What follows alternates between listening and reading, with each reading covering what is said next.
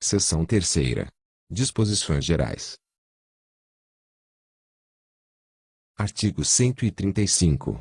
A despesa com o pessoal ativo e inativo do município não poderá exceder os limites estabelecidos em lei complementar. Artigo 136. A concessão de qualquer vantagem ou aumento de remuneração, a criação de cargos, empregos e funções ou alteração de estrutura de carreira, bem como a admissão de pessoal, a qualquer título, pelos órgãos e entidades da administração direta, indireta e fundações instituídas e mantidas pelo município só poderão ser feitas, se houver prévia dotação orçamentária suficiente para atender às projeções de despesa de pessoal e aos acréscimos dela decorrentes, desde que previamente contempladas na Lei de Diretrizes Orçamentárias. Artigo 137. A lei fixará os vencimentos dos servidores públicos, sendo vedada a concessão de gratificações, adicionais ou quaisquer vantagens pecuniárias por decreto ou por qualquer ato administrativo. Artigo 138. A lei fixará o limite máximo e a relação de valores entre a maior e a menor remuneração dos servidores públicos da administração direta ou indireta, tendo como limite máximo os valores percebidos como remuneração, em espécie, pelo prefeito, observadas as ressalvas do artigo 37, inciso 11 da Constituição Federal.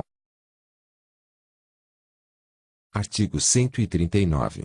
Fica assegurado o exercício cumulativo de 2 cargos ou empregos privativos de profissionais de saúde, que estejam sendo exercidos na administração pública municipal direta, indireta, autarquias e fundações. Artigo 140. Os servidores submetidos a regime de plantão terão a carga horária reduzida em 20% sem prejuízo dos direitos da categoria, a partir de 20 anos de comprovada atividade. Artigo 141. Fica o servidor municipal isento do Imposto Predial Territorial Urbano, IPTU, previsto no inciso 1º do artigo 167 desta Lei Orgânica, exclusivamente em relação ao imóvel de sua propriedade, desde que utilize o bem como residência própria. Artigo 142. Quando a incidência na transação inter vivos, a qualquer título, for de competência do município, fica o servidor municipal isento deste tributo, para aquisição de imóvel único que se destine à sua moradia. Artigo 143. Nenhum servidor poderá ser diretor ou integrar conselho de empresa fornecedora ou que realize qualquer modalidade de contrato com o município, sob pena de demissão do serviço público. Artigo 144. Os cargos e empregos públicos serão criados por lei, que fixará sua denominação, conjunto de atribuições, padrão de vencimentos, condições de provimento e indicará os recursos com os quais serão pagos seus ocupantes. Parágrafo único. A criação e extinção dos cargos da Câmara, bem como a fixação e alteração de seus vencimentos, dependerão de projetos de lei de iniciativa da mesa ou de 1/3 dos vereadores. Artigo 145. O município incentivará a reciclagem e o aperfeiçoamento dos servidores públicos, permitindo o afastamento remunerado para a frequência em cursos, na forma da lei. Artigo 146. Os servidores do município que exerçam atividades em unidades de emergência da rede hospitalar, em regime de plantão, farão jus à gratificação de 75% sobre seus salários.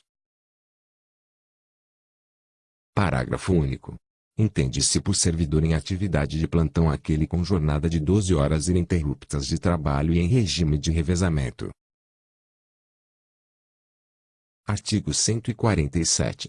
O servidor público municipal, quando despedido sem justa causa e que tenha, aprazadamente, reclamado perante a Justiça do Trabalho, desde que não tenha recebido nenhuma indenização, poderá ser readmitido por acordo consensual, celebrado entre o interessado e o poder público competente.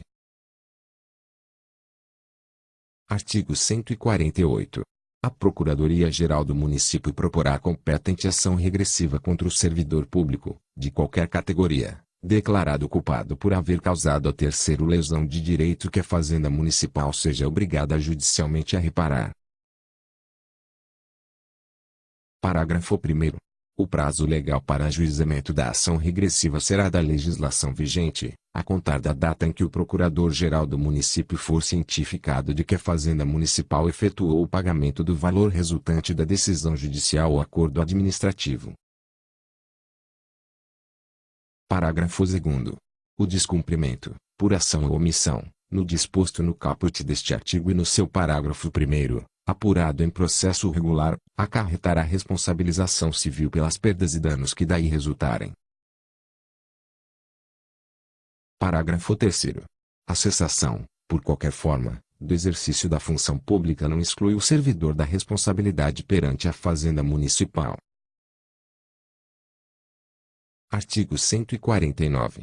A Fazenda Municipal, na liquidação do que for devido pelo servidor ou empregado público, desde que anuído expressamente por este, poderá optar pelo desconto em folha de pagamento, o qual não excederá de 1/5 parte do valor da remuneração do servidor.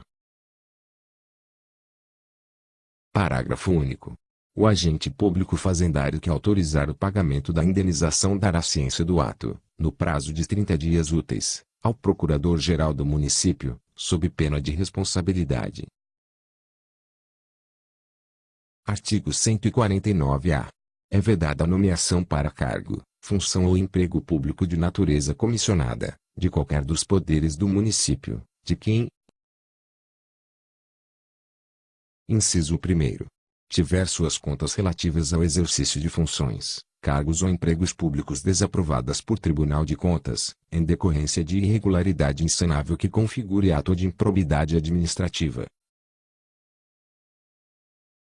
Inciso 2º.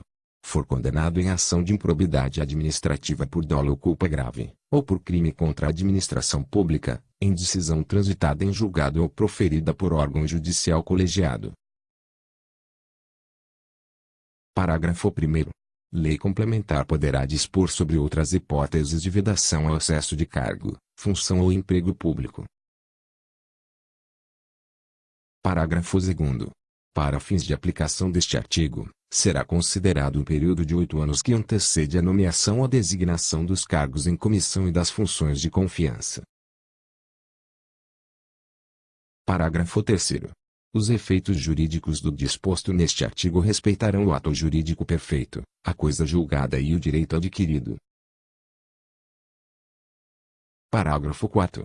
A decisão do Tribunal de Contas a que se refere o inciso I deste artigo será aquela irrecorrível do órgão competente, ficando ainda excetuadas as que houverem sido suspensas ou anuladas pelo Poder Judiciário.